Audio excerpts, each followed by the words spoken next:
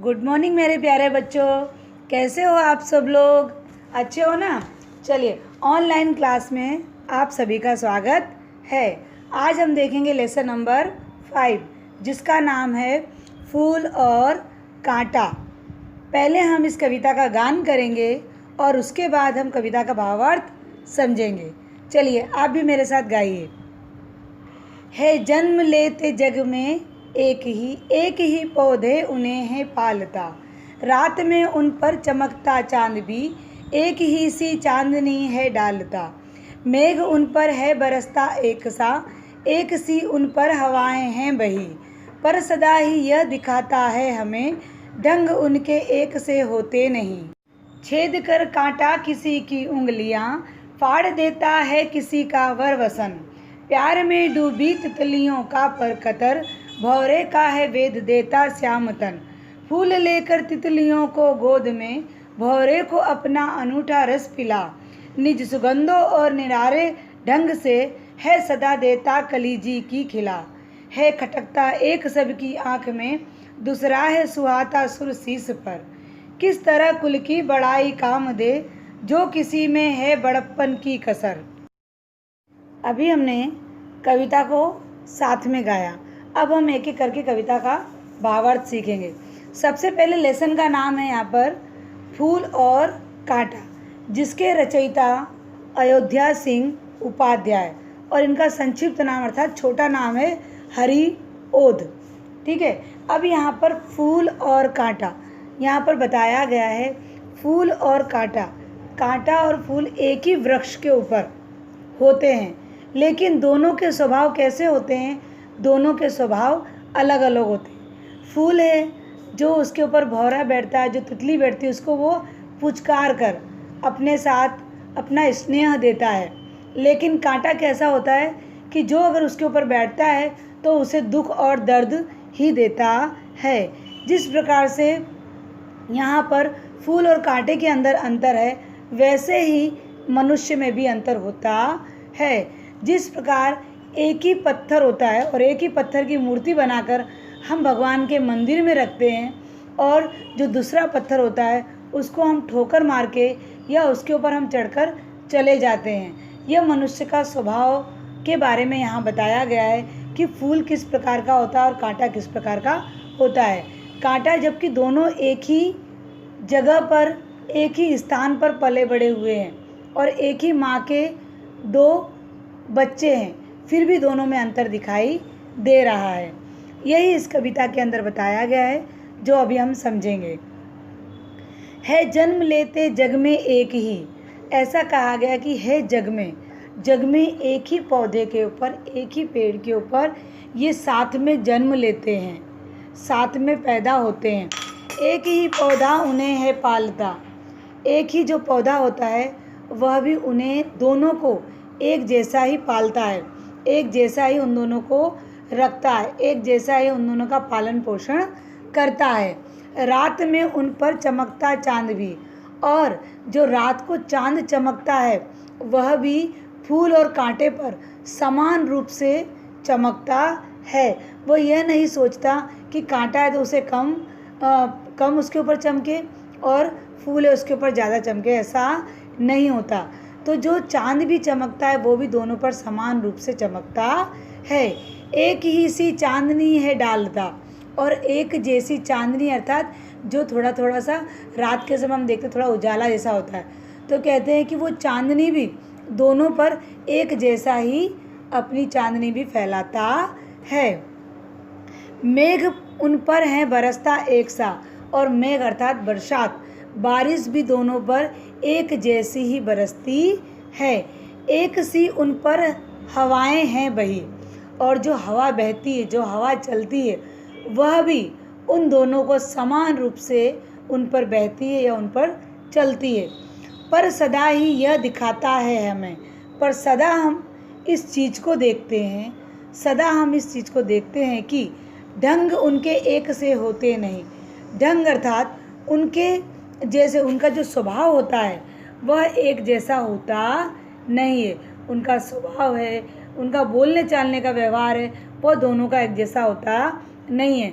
जिस प्रकार से एक माँ के दो बच्चे होते हैं और दो बच्चों का स्वभाव एक जैसा नहीं होता, उसी प्रकार से यहाँ पर जो पेड़ पौधे पर जो एक ही पौधे पर जो दो चीज़ें खिल रही हैं, एक कांटा और एक फूल, लेकिन उसी प्रकार से दोनों के स्वभाव भी एक जैसे होते नहीं हैं।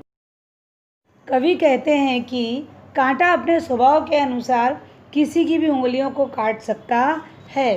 तो थर्ड पैराग्राफ में यही दिया गया है, छेद कर कांटा किसी की उंगलियां। अभी कांटा क्या करता है कि अगर आप फूल को भी तोड़ने जाओगे तब भी कांटा क्या करेगा, अगर बाजू में है तो तुरंत आपकी उंगली को छेद देगा, तुरंत आपकी उंगली को काट लेता है। और जैसे ही आपकी उंगली में उसके जब कांटा लग जाता है तो तुरंत हमारी वहीं उसी जगह से उंगली से खून निकलने लगता है। तो कांटा हमेशा अपने स्वभाव के अनुसार कार्य करता है। फाड़ देता है किसी का वर वसन। और जब उसे कभी आप कहीं वहाँ से निकल रहे हो, जैसे कहीं कांटे का पौधा है और आप वहाँ से निकल रहे हो, तो आपका जो कपड़ा तक होता है, अगर भूल से उस कांटे के ऊपर आपका कपड़ा चला गया तो उस कपड़े को भी, वसन अर्थात वस्त्र कि कपड़े को भी क्या करता है, वो फाड़ देता है।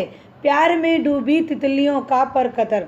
जो प्यार में डूबी होती हैं तितलियों, किससे प्रेम करती हैं तितलियाँ? फूलों से बहुत प्रेम करती हैं।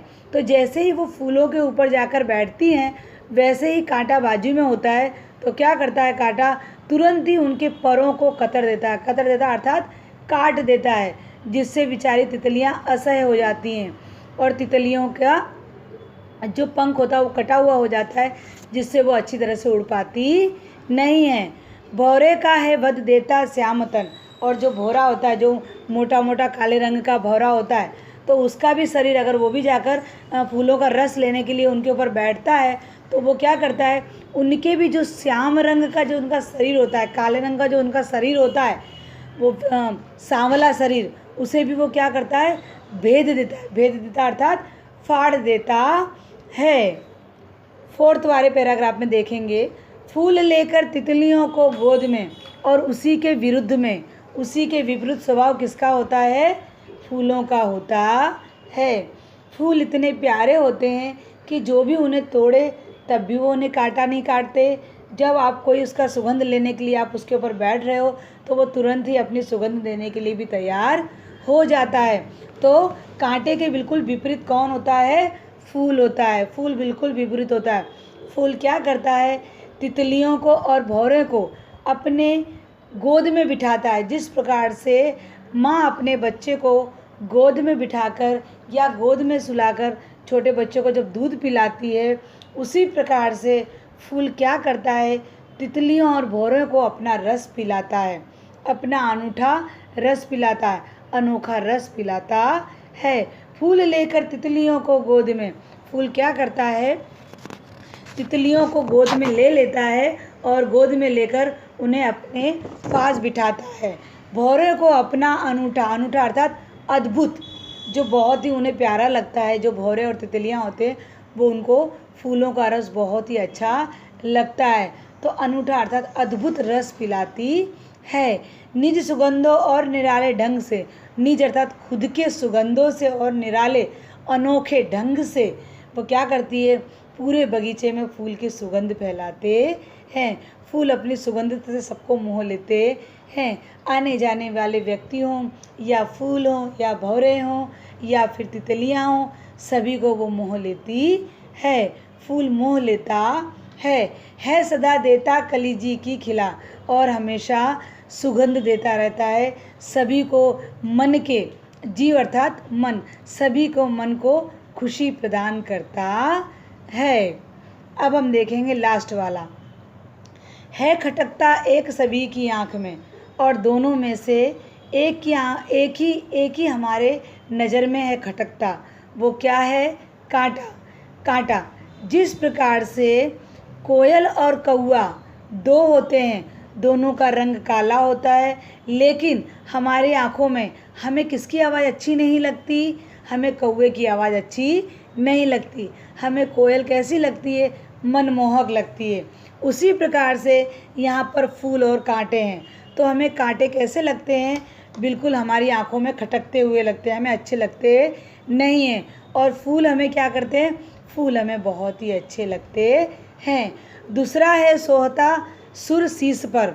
यहाँ पर कहता है जो दूसरा वाला होता है वो हमें सोहता मतलब सुशोभित करता है। सुर अर्थात देवताओं के, शीस अर्थात सिर पर, कि दूसरा जो है वो देवताओं के सिर पर सुशोभित होता है। तो कौन सुशोभित होता है देवताओं के सिर पर? फूल। तो यहाँ पर कहा है कि दूसरा है खटकता एक सबकी आँख में और एक सबकी आँखों में खटकता है, और दूसरा है जो देवताओं के सिर पर सुशोभित होता है। किस तरह कुल की बड़ाई कामदेव। यहाँ पर कहते हैं कि अतः कुल की बड़ाई या सम्मान तभी काम आएगा जब मनुष्य स्वयं दूसरों की सेवा करके महान बनेगा। जो किसी में हो बड़प्पन की कसर, अगर बड़प्पन अर्थात जो महान श्रेष्ठ हो, तो अतः कुल की बड़ाई या सम्मान तभी काम आएगा जब मनुष्य स्वयं दूसरों की सेवा करके महान बनेगा। प्रत्येक प्राणी को अपने स्वभाव के अनुसार ही सम्मान मिलता है।